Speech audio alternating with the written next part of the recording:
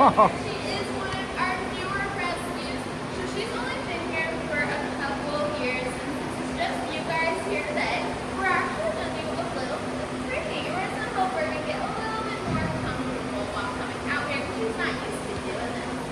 But something really cool about these guys is that they have many adaptations that are very similar to dinosaurs. Starting off Bergen's feet, she does have scales on her feet. These scales, they are made up of keratin. Now, keratin is what makes up our nails and our hair, but keratin is also what makes up all of Bergen's really pretty feathers. Can you show them off? There it is. Lots of feathers there.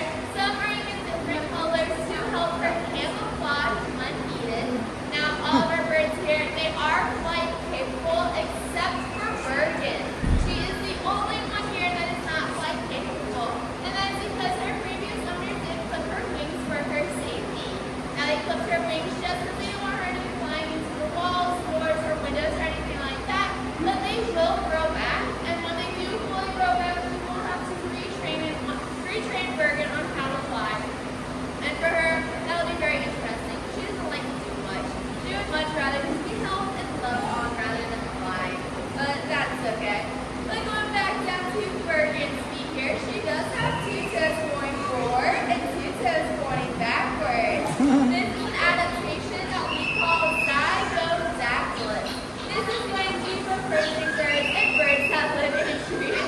It allows them to be able to grab onto things and climb things, as well as using their really strong feet to help them climb things as well.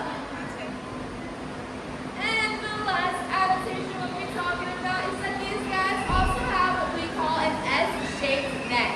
This S-shaped neck allows these guys to get a full 360-degree view of their surroundings, so they can turn their head all the way around, kind of like an owl.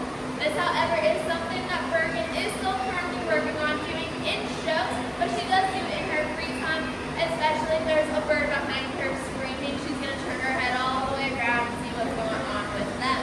But these guys also do have very good eyesight, and they can spot prey and predators from a great distance. However, you will notice that Bergen's eyes here, they are on either side of her head, and this is indicative of prey species.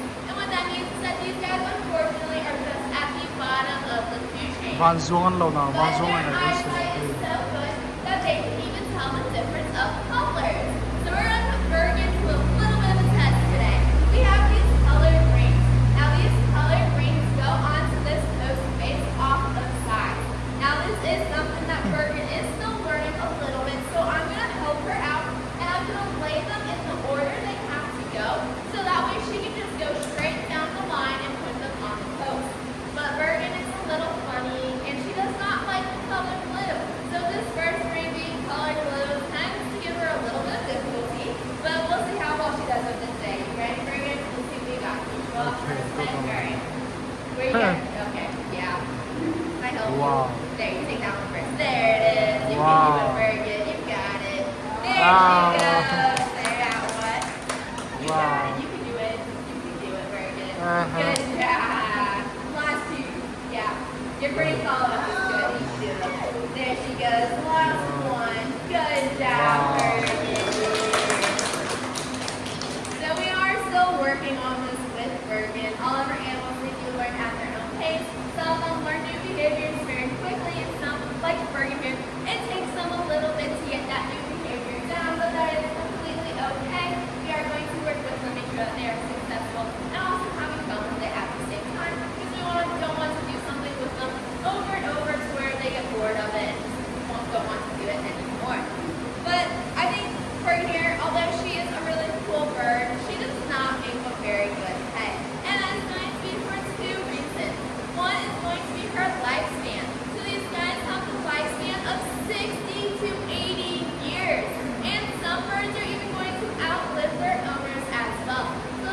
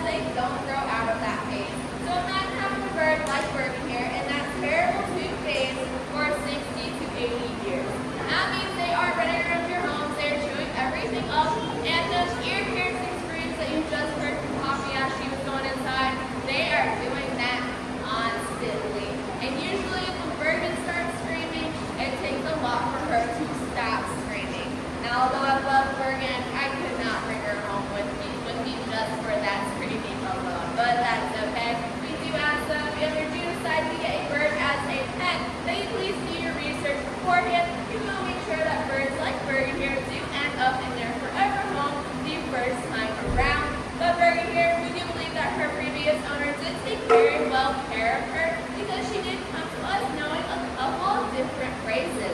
Bergen here can say hello, goodbye, and even I love you. So we'll see if she wants to show off just a little bit. Some days she does it really good, and other days she's just not happy and good. But you ready, Bergen? Can you show off? I love you. Good job. We're working on getting it a little bit louder, but it is there, and she also knows that she can sometimes use that to her advantage. So if there's something she doesn't want to do, she's just going to tell you she loves you over and over and hopes that it gets her out of whatever she's got to do. And if that doesn't work, she's going to start giving you kisses to see if that helps anything. But you might be wondering though, why do we birds at a place called Ocean Adventures? Because Bergen here obviously does not live in the water. She is a land animal. But we do have birds here because these guys are found all over the world. And there are a lot of birds out there that are threatened and some are even endangered. Whether that's due to deforestation or even poaching. So the way that we can help protect birds just like Bergen here are going to do what we call the 3 R's. Reduce, reuse, and recycle. That first R, reduce, just reduce the amount of daily pollution we put into there every day. But this part one is somebody where you just simply turn it off and light it and leave it around. That second R is going to be reusing. So reusing anything we have laying around our homes, clothes we don't want to wear, toys we don't want to play with, we can donate them and give them to somebody else for the chance to use. But this last R is the most important R, and that is going to be recycling.